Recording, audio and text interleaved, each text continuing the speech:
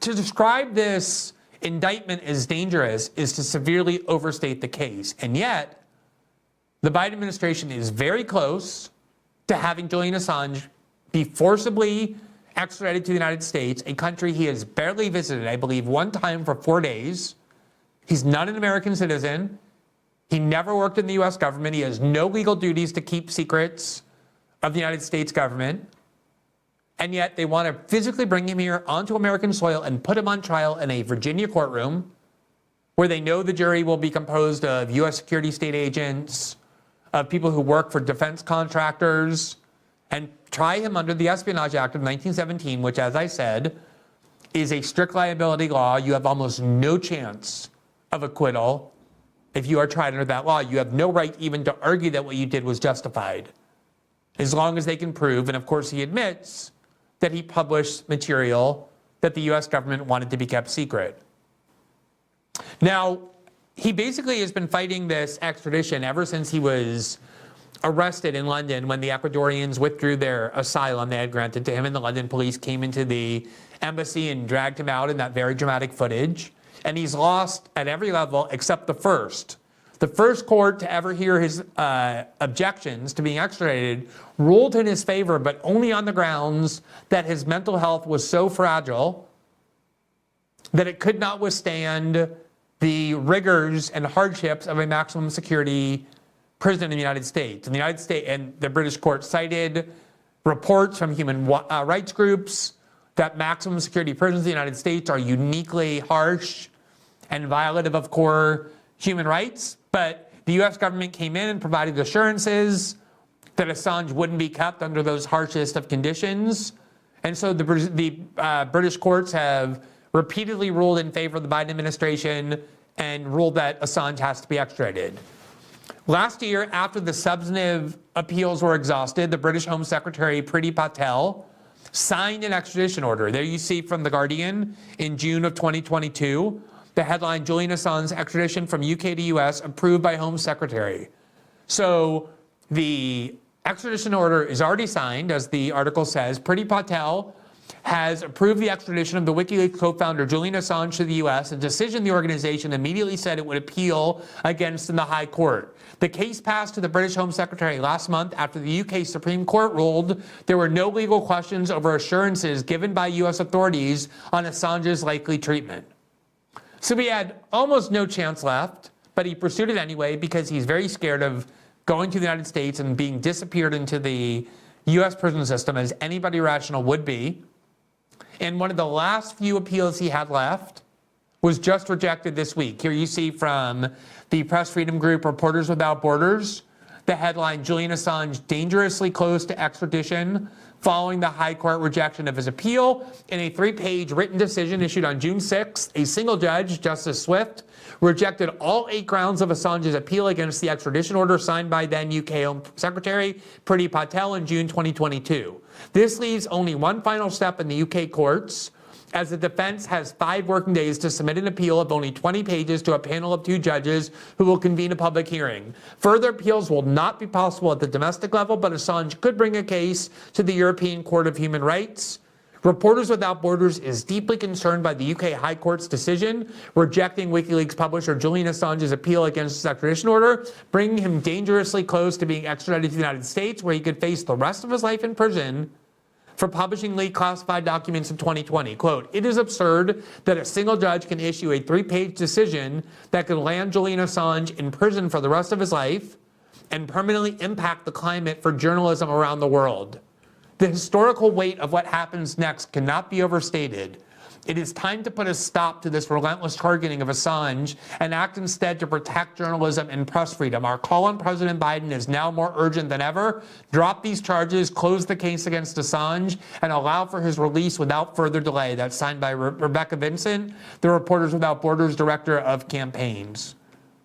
In a tweet earlier today, Assange's wife, Stella Assange, vowed that her husband will make a renewed application to the High Court.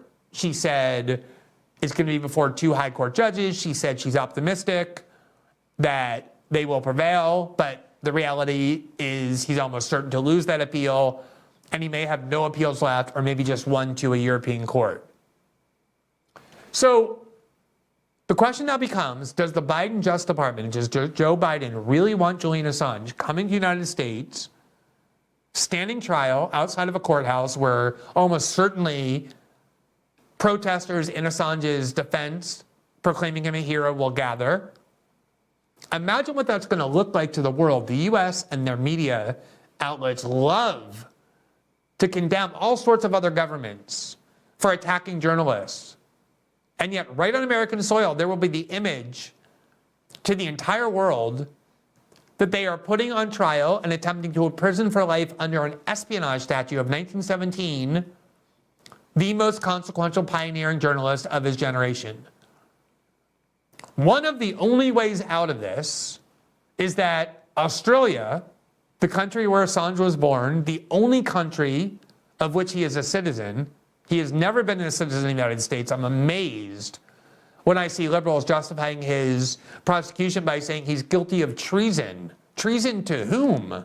I think they think everyone on the planet, even if you're not an American citizen, owe a duty of loyalty to the American government. Australia is a pretty subservient junior partner of the United States. It has been very meek and mute in defense of its own citizens' rights until very recently, where the Australian Prime Minister, who's pretty new, has been becoming more vocal about the fact that he thinks it's time for the Biden administration to stop its prosecution of Assange. Here from Associated Press in May of this year, quote, Assange Prime Minister says he is working effectively to free WikiLeaks founder. The article says Australian Prime Minister Anthony Albanese said he was working, quote, the most effective way possible to secure the release of WikiLeaks founder Julian Assange, but declined an invitation Monday to meet the Australian citizen's wife. Independent lawmaker Andrew Wilkie asked Albanese if he would meet Assange's wife, Stella Assange, who was watching Parliament from the public gallery. Albanese said a meeting with her wouldn't help her 51-year-old husband, who was in London fighting a London prison, fighting extradition to the United States. Quote, a priority for us isn't doing something that is a demonstration, it's actually doing something that produces an outcome, Albanese told Parliament. Quote, and that's my focus, not grandstanding. Albanese said he appreciated opposition leader Peter Dutton's recent comments that he agreed with the government that Assange should be released. So these are the two leading parties in Australia, both of whom now are publicly saying it's time for Assange to go back to Australia. Quote, I've made it very clear to the US administration and also to the UK administration of the Australia government's view that I appreciate the fact that this is now a bipartisan view that enough is enough. The Australian Prime Minister said, quote, nothing is served from the ongoing incarceration of Julian Assange. What I have done to act in the most effective way possible, he said, what I have done is act diplomatically in order to maximize the opportunity that there is of breaking through an issue which has gone on far too long. Now, that is a way out. But it's very difficult because imagine what would happen if the Biden administration, which has kept Assange in prison for 4 years, starting with the Trump administration and now the Biden administration, the U.S. government has kept Assange in prison for 4 years, even though he's been convicted of no crime other than bail jumping, for which he had an 11-month term that he long ago served, and he's been kept in prison simply because they say he's a flight risk to avoid extradition. So he's been in prison for 4 years with no charges, or no conviction rather. Right at the moment of truth, when it's finally time for the Biden administration to put him on trial and present the evidence that he's actually guilty, for them to come forward and say, you know what, never mind, just let him go back to Australia, we don't really want to prosecute him, that would vindicate the theory that I certainly have long had, which is that the only thing the United States wanted all along was to destroy Assange both physically and mentally. And according to Assange's physicians, 8 years or 9 years in the Ecuadorian embassy without ever once going outside. Now, on top of that, 4 years in a very harsh British prison that the BBC in 2004 called Guantanamo, the UK's Guantanamo, the British Guantanamo, has severely, physically and mentally addled him. And it's possible he will never recover and that WikiLeaks will be smashed, all without ever having to prove that he committed any crime beyond bail jumping. But that is one way out for the Biden administration. I think their other option, which is to bring them to U.S. soil, have this whole spectacle in front of the world, have to prosecute a journalist who has broken more major stories than almost everybody in the corporate media who will be cheering combined, is also not very palatable.